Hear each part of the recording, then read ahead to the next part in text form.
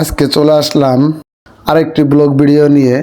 নতুন ব্লগে আপনাদের স্বাগতম। তো চলে আসলাম টাঙ্গাইল ডিসি লেকে কুটুমবাড়ি কালাইগড়ে। তো এই জায়গায় নাকি কালাই দিয়ে রুটি বানানো হয় এবং হাঁসের মাংস পাওয়া যায়। তো সেই কারণে এই জায়গায় খেতে আসলাম।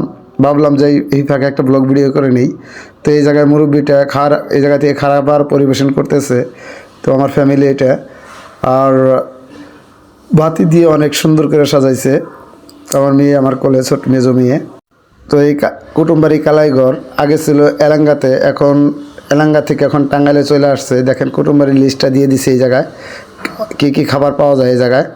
তো আমরা খাবার আইসা গেছে টেবিলে। তো আমরা সবাই খাচ্ছি একসাথে। এটা হচ্ছে আমার শালিকা, ওইটা হচ্ছে আমার মেয়ে, এটা হচ্ছে আপনাদের ভাবি, এই দুইটা। আর ওই দুইটা বাবু দেখেন, এটা ছোট মেয়ে পূর্ণিমা ইসলাম যারা। আর ভিডিওটা কেমন হলো কমেন্টে অবশ্যই জানিয়ে দিবেন। দেখা হচ্ছে নেক্সট কোনো ভিডিওতে। তো আল্লাহ হাফেজ।